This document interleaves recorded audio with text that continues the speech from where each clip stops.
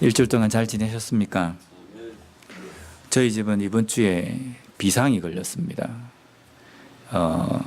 그 동네를 관리하는 그쪽에서 저희 집에 노티스가 온 겁니다. 집 앞에 있는 잡초를 제거하라 라고 이렇게 노티스가 와가지고요. 제가 그 노티스를 받고 난 다음에 어떤 때는 뭐 벌금을 이렇게 청구하기도 하고 그런다 그래가지고 이번 주에 새벽기도 갔다 와서 뽑고 낮에도 뽑고 밤에도 뽑고 그다음에 뭐 저희 뭐 가족이 다 총출동해가지고 집 앞에 있는 잡초들을 막 제거한다고 좀 용을 좀 썼습니다. 그러니까 허리도 아프고 무릎도 아프고 온데 다 아픈 겁니다. 근데 뽑으면서 제가 무슨 생각을 했냐면요. 오레곤에서 렌트를 할 때는 집 앞에 잡초가 있든 뭘 하든 노티스를 한 번도 받아본 적이 없습니다. 그래서 우리가 보기 싫어서 그냥 잔디를 깎은 거지, 아, 이게 잡초가 있어서 안 되겠구나라고 해서 잡초를 뽑지는 않았습니다. 그리고 이제 이사 나올 때 그냥 잔디만 깎고 이렇게 나왔거든요. 그래도 별 문제가 없었습니다. 그래서 여기에 와서 집에 렌트를 하니까 여기도 마찬가지일 거야 라고 생각하고 잔디 관리를 안 한 겁니다. 그래서 그 겨울에는 잘 모르지 않습니까? 날이 좀 풀려가지고 또 보니까 잡초가 하나씩 이렇게 탁 나오는 겁니다. 아유, 여기도 그 전에 있던 주인이 잔디 관리를 잘 안 했나 보다 라고 생각하고 별로 저도 신경을 안 썼습니다. 근데 이 잡초가 점점점 퍼져가지고요. 이게 앞에 장악을 하고 뒷마당에는 이 잔디밭이라기보다는 잡초밭입니다.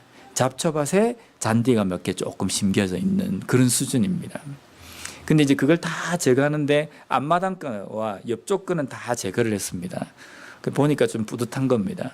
근데 뒷마당은 이게 손을 댈 수가 없는 겁니다. 그래서 이번 주에 섹션별로 나눴습니다. 월요일은 이만큼, 화요일은 이만큼 쭉 나눠서 이제 제 아내와 같이 새벽기도 갔다 오면 아침에 좀 하고 나중에 저녁 먹고 선선할 때 좀 하고 이렇게 하기로 했습니다. 그런데 제가 이 잡초를 일주일 동안 뽑으면서 제 마음속에 이게 딱 이렇게 꽂히는 생각이 뭐냐면요.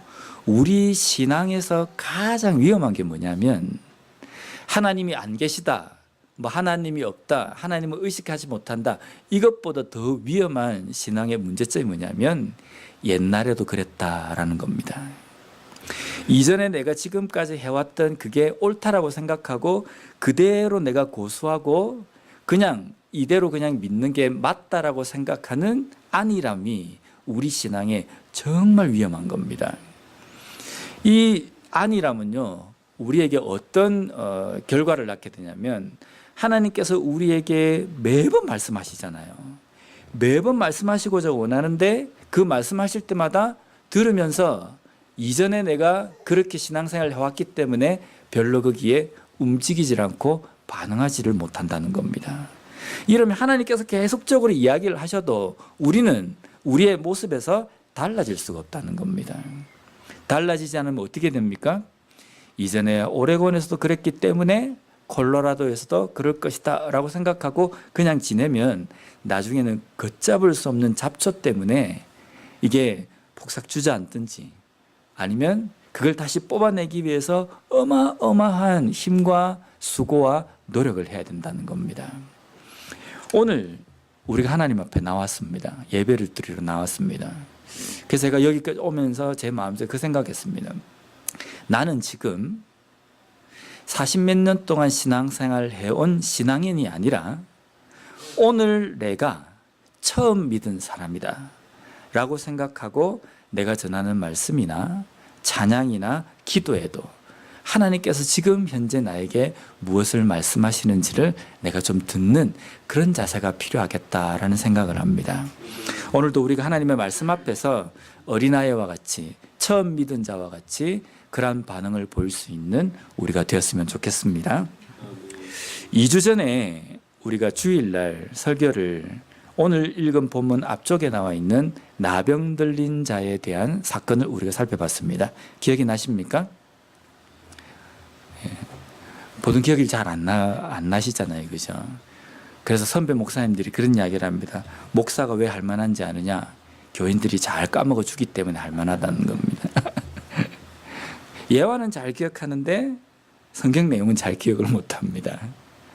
2주 전에 제가 이 설교를 주일날 했습니다.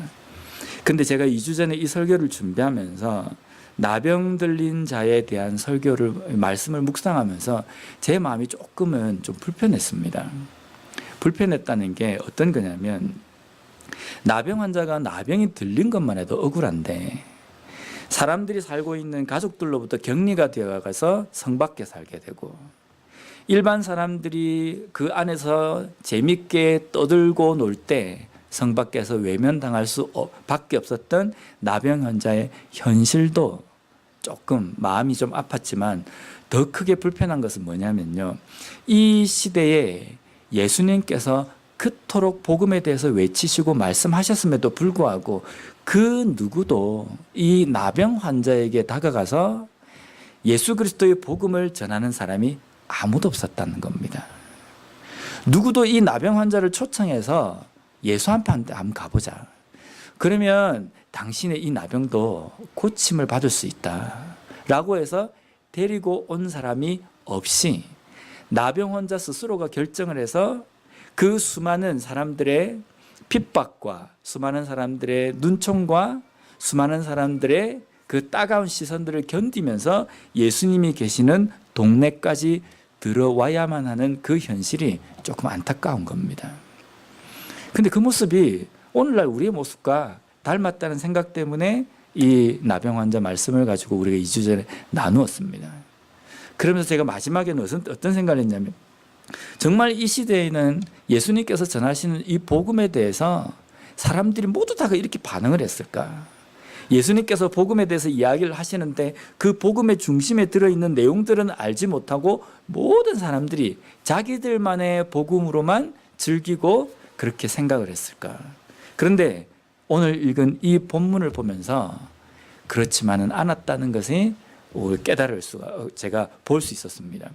오늘 본문에 보면 중풍병자를 데리고 온 사람들에 대해서 기록이 되어 있습니다.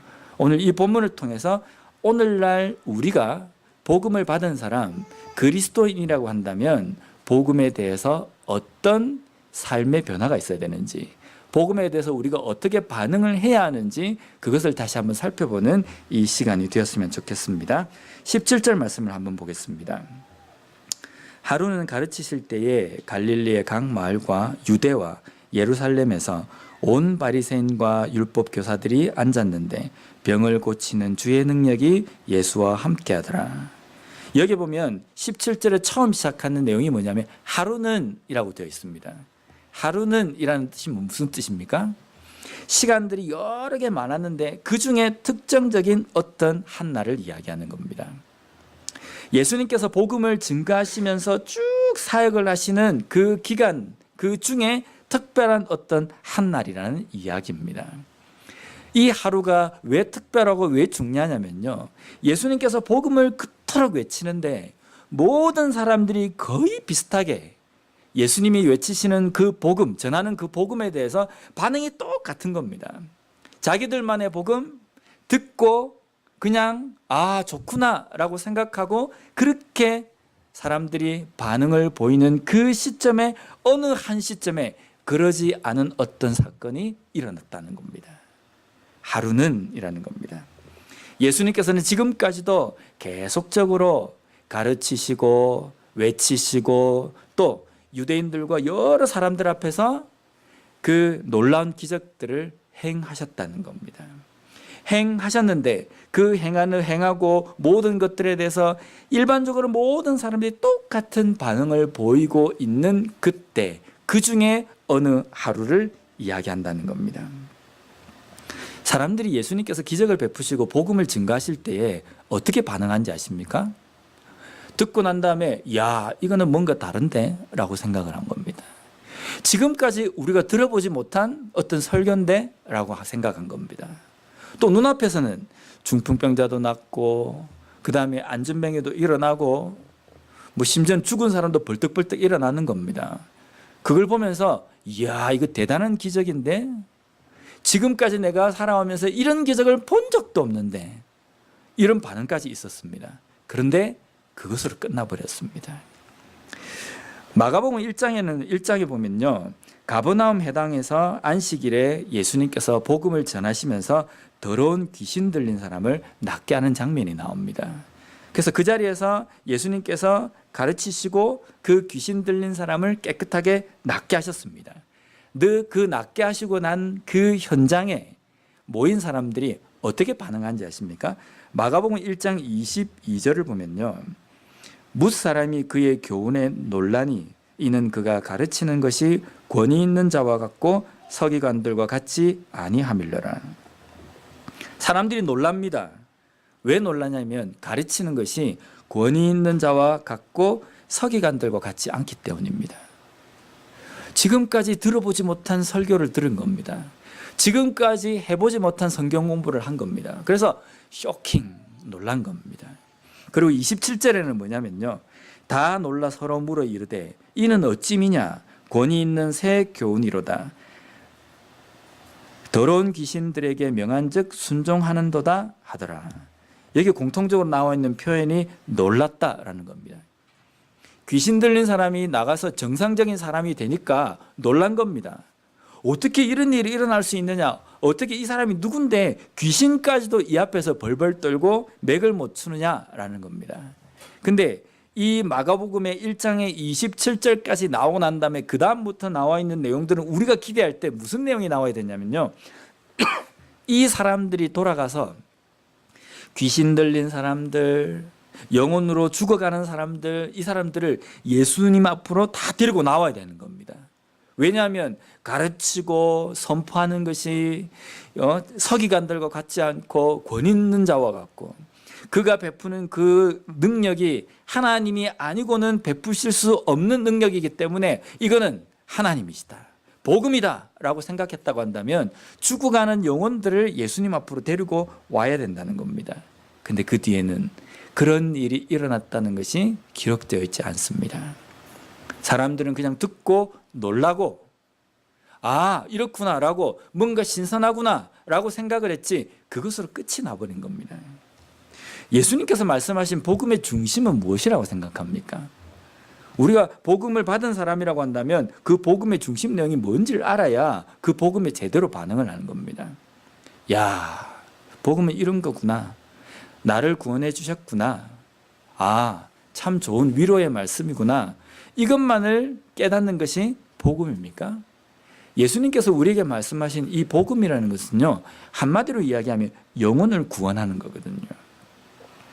죽었고 잃었던 영혼을 하나님께서 사랑하시기 때문에 그를 구원하신 겁니다.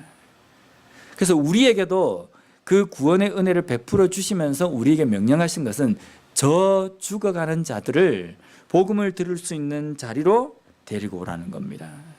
그들에게도 이 생명의 복음을 전하라는 겁니다. 이것이 복음의 핵심입니다.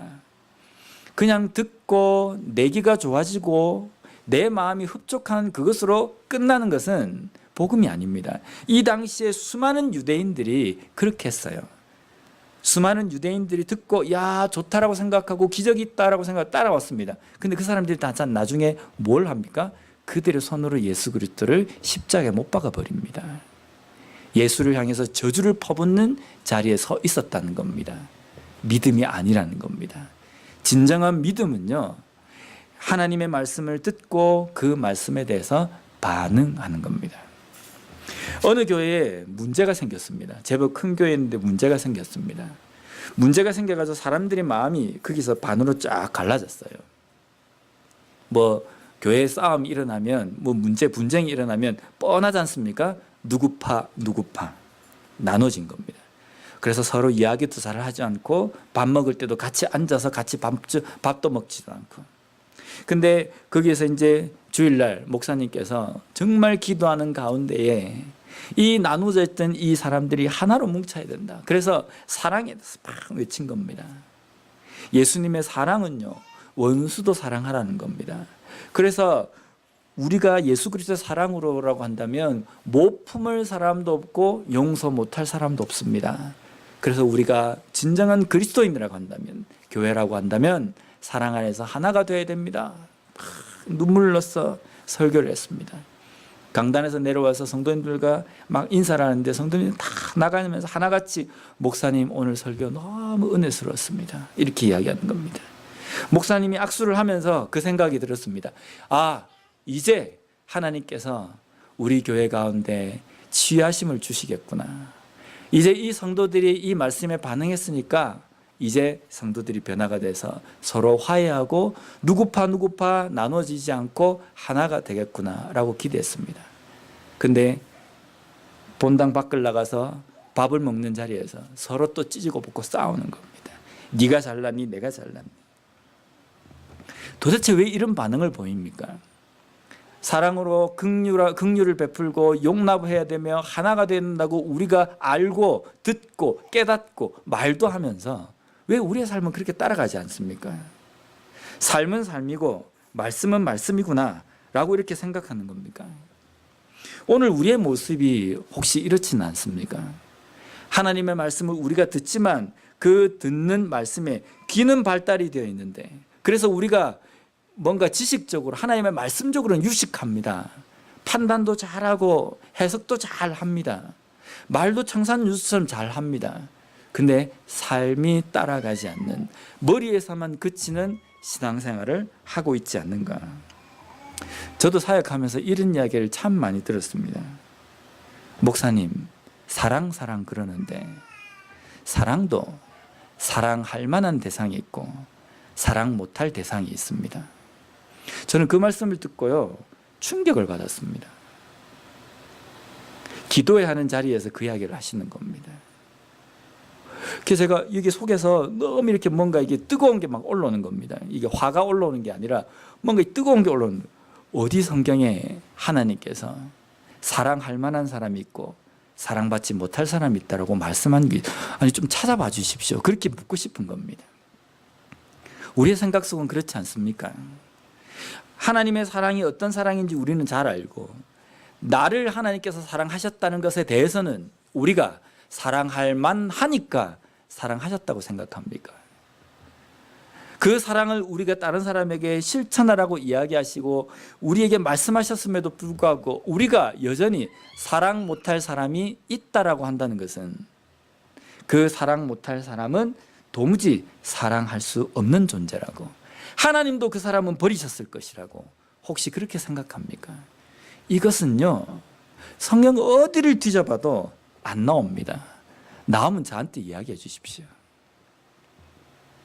하나님께서 우리에게 말씀하신 사랑은 그 누구도 사랑할 수 없는 존재가 없고 그 누구도 용서할 수 없는 존재는 없다는 겁니다. 그래서 원수도 사랑하라고 우리에게 말씀하셨지 않습니까? 누구를 사랑하든지 내 몸 끔찍이 아끼듯이 사랑하라고 하셨지 않습니까? 이것이 하나님의 말씀에 반응하는 모습입니다. 근데 오늘날 많은 그리스도인들은요 하나님의 말씀의 복음에 대해서 머리로서 내 좋은 식으로 풀이를 한다는 겁니다. 이 당시에 복음을 듣는 수많은 유대인들도 똑같았습니다. 가서 전하라, 사랑하라, 용서하라 라고 했을 때는요 머릿속에 재빠르게 명단이 쫙 올라오는 것은 나병 환자, 중풍병 걸린 자, 정말 사기꾼, 도둑놈, 살인자 이런 것들은 다 제껴두고요. 이웃집에 있는 누구 저 사람은 나한테 뭔가 잘해줬기 때문에 저 사람은 나에게 뭔가 호의를 베풀었기 때문에 이 사람들은 내가 사랑해야 된다고 아마 명단이 쫙 올라왔을 겁니다. 자기 좋을 대로 해석하는 시대가 예수님 시대도 똑같았다는 겁니다. 그런데 오늘 본문에 하나님의 말씀을 듣고 복음을 듣고 그 당시에 수많은 사람들이 반응하는 것과 다르게 반응한 사람들이 나옵니다. 18절 말씀을 보겠습니다. 한 중풍병자를 사람들이 침상에 메고 와서 예수 앞에 들여놓고자 하였으나 이 중풍병자가 몸을 움직이질 못하는 겁니다. 그래서 들것에 침상이 누워 있는데 그 침상채로 사람들이 데리고 옵니다. 우리는 이것을 보면서 이 중풍병자가 예수님에 대해서 들었기 때문에 사람을 돈을 주고 자신을 예수님 앞에까지 좀 데려다 줄 수 있는 사람을 사지 않았을까? 이 중풍병자가 너무 간절하게 애절하게 원하니까 옆에 있는 친구들이 이 사람을 데리고 오지 않았을까? 우리가 그렇게 생각합니다. 근데 오늘 예수님께서는요, 이 중풍병자를 메고 온 사람들을 뭐라고 이야기하시냐면요, 20절 말씀에 보면 예수께서 그들의 믿음을 보시고 이르시되 이 사람아 내 죄사함을 받았느니라 하시니, 여기 보면 정확하게 나와 있습니다. 예수님께서는 그의 믿음을 보신 것이 아니라 그들의 믿음을 보셨다는 겁니다. 여기에는 중풍병자도 들어가고 중풍병자를 침상째에 메고 온 사람들도 포함이 된다는 겁니다. 그들이 지금 예수님 앞에 데리고 온 것은요, 중풍병자만 원한 것도 아니고 중풍병자를 데리고 온 그 사람들이 뭔가 믿음의 확신이 있어서 이 사람을 데리고 온 것이 아니라 이 사람들 전체가 믿음을 가지고 예수님께서 이 병을 낫게 해주실 것이라는 그 믿음을 가지고 예수님 앞에 나왔다는 겁니다. 이것이 믿음이라는 겁니다. 저는 이걸 보면서 중풍병자보다는요, 이 친구인지 아니면 뭐 이웃인지는 모르겠지만 이 중풍병자를 침상째 들고 갔던 이 사람들이 정말 존경스러운 겁니다. 분명히 이 사람들도 예수님이 전하시는 복음에 대해서 들었을 겁니다. 기적도 눈앞에서 목격을 했을 겁니다. 그래서 당시에 많은 사람들이 반응했던 것처럼 야, 대단하다, 놀랍다 라고 생각을 했을 겁니다. 근데 이 사람들은요, 여기서 끝난 것이 아니라 야, 지금 그러면 이 생명의 복음의 이 말씀을 듣지 못한 사람이 누가 있느냐? 자기 스스로 와서 이것을 듣지 못한다고 한다면 우리가 들어서라도 여기에 앉혀놔야 되겠다. 그래서 생각난 사람이 이 중풍병자였을 겁니다. 생각만 난 게 아니고요, 이들은 중풍병자에 가서 누워있는 그 침상을 침상째로 들고 와서 예수님 앞에 데리고 나왔다는 겁니다. 이 세 사람은 복음을 처음 받은 사람, 순수하게 그 복음에 반응하는 사람의 모습을 보였다는 겁니다. TV 프로 중에서 골목식당이라는 프로를 제가 좀 자주 봅니다. 아십니까? 여기에 백종원이라는 요리 전문가가 나와서 이 서울 지역에 있는 골목 안에 있는 식당, 정말 장사가 안 되는 그 식당을 하나하나 찾아다니면서 그 식당의 문제점과 이런 것들을 좀 파악하고 분석해가지고 그 메뉴를 바꾸든지 아니면은 경영 방식을 바꾸든지 아니면은 뭐 디자인이나 이 내부 리모델링을 해서 바꿔서 장사가 잘 되도록 돕는 그 프로그램입니다. 근데 그 식당에 대해서 이제 이 전문가가 코치를 해줄 때에 어떤 주인은요, 사장은요, 그 전문가가 이야기하는 대로 다 바꿉니다.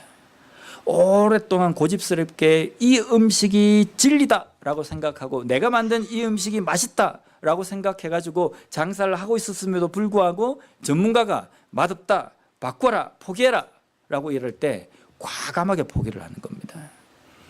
그래서 잘 되는 거예요. 근데 거기에 출연한 사장님 중에 어떤 사장이 있냐면요, 전문가도 아닙니다. 그리고 맛이 없다고 하는데 일반 사람들, 고객들도 와서 고개를 젓고 가는데 전문가가 이렇게 좀 바꿔야 합니다라고 전문가가 이야기를 해주는데도 정말 고집스럽게 자기의 그 생각을 바꾸지 않는 사람이 있는 겁니다. 장사가 안 돼서 그 프로그램에 자기가 좀 제안을 하고 내가 이렇게 좀 바꾸기를 시도하겠습니다라고 그렇게 해놓고도 전문가가 이야기를 하면 죽어도 바꾸지 않는 겁니다.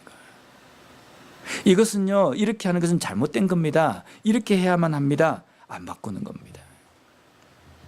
그 사람들의 생각은 뭐냐면 내가 가지고 있는 이 주관은 그대로 있고 당신이 이야기하는 것 중에 내가 좀 선택하고 내가 좀 가졌으면 좋겠다라고 생각하는 그것만 내가 받겠지, 당신이 내 삶을 바꾸려고 하지 마십시오.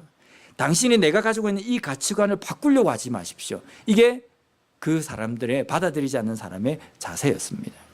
저는 그걸 보면서 오늘 우리의 모습을 봤습니다. 우리가 하나님의 말씀 앞에 설 때 어떻게 생각합니까? 우리는 지독스럽게도 우리의 고집을 고수를 합니다. 분명히 이 복음은 하나님께서 우리에게 주신 것이고 복음의 주인도 하나님이시고 복음의 내용의 주인공도 하나님이시고 그것을 우리에게 가르치신 분도 하나님이신데 우리는 그걸 전수받은 사람임에도 불구하고 하나님이 그 잘못됐다라고 이야기해 주시는데도 고집스럽게 바꾸지 않는다는 겁니다.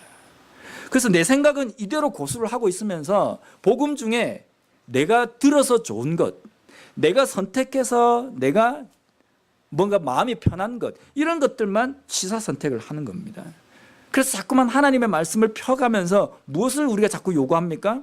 내 마음에 위로되는 것, 내 마음에 평안을 주는 것, 이것만 계속 원하는 겁니다.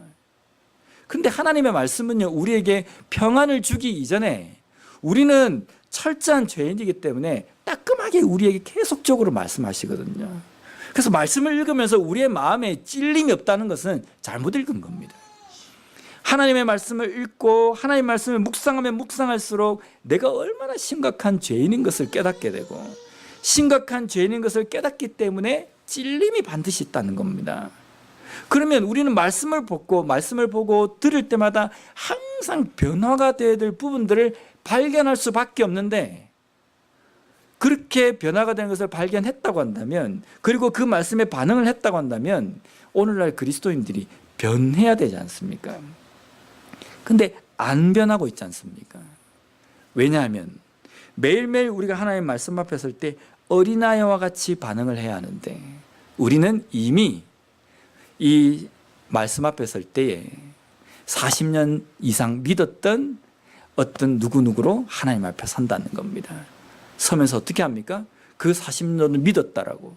그 40년도 뭐 좀 한 것처럼 생각하고 이 40년의 나의 신앙에 이 연륜은 두고 하나님의 말씀에 대해서 하나하나 그냥 내가 좋아하는 것들만 뽑아와서 한다는 겁니다. 그게 믿음이겠습니까? 그것으로 조합되어 있는 것이 진정한 복음이겠습니까? 그러한 복음이라고 생각하는 것들을 마음속에 가지고 있는데 그것이 온전하게 이 세상 가운데 능력을 발휘하겠습니까?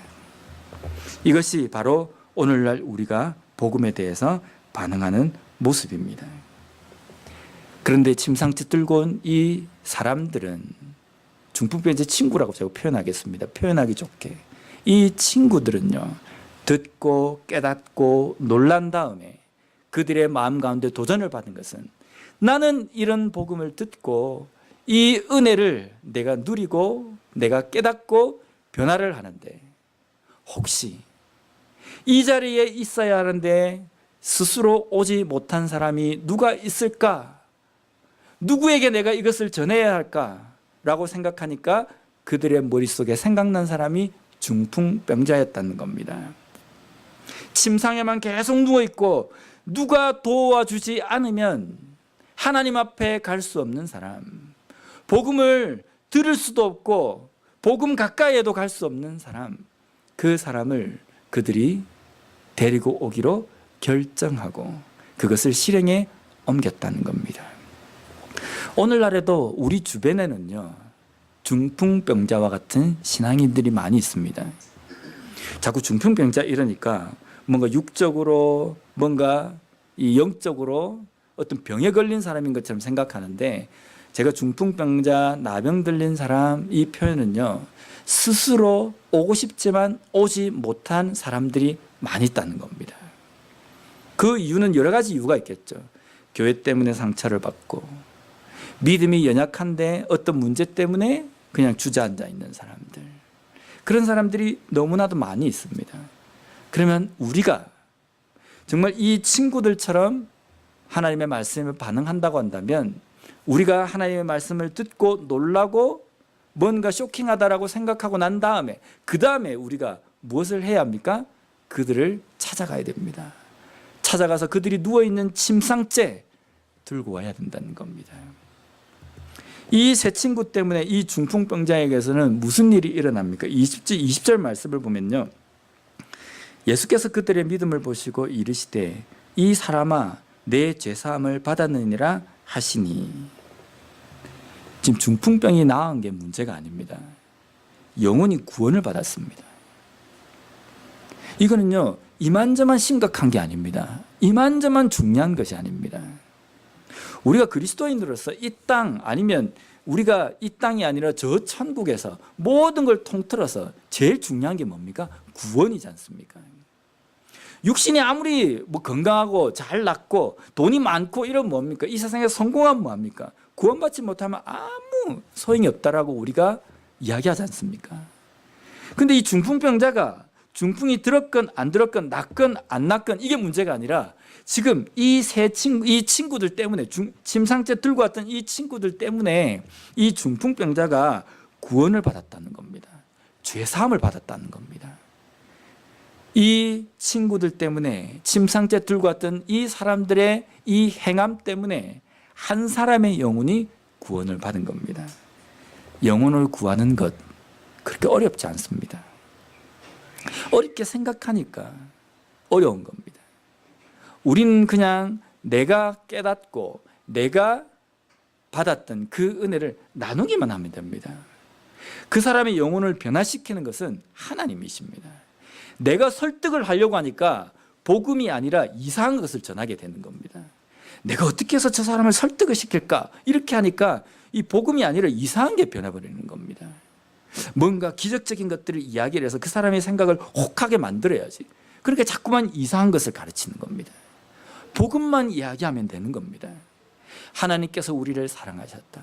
우리의 영혼을 붙들어 주시고 우리를 위해서 그 구원의 은혜를 베풀어 주셨다. 이것만 가르치면 그것만 전하면 되는 겁니다. 그 다음 일은요 하나님께서 하시는 겁니다.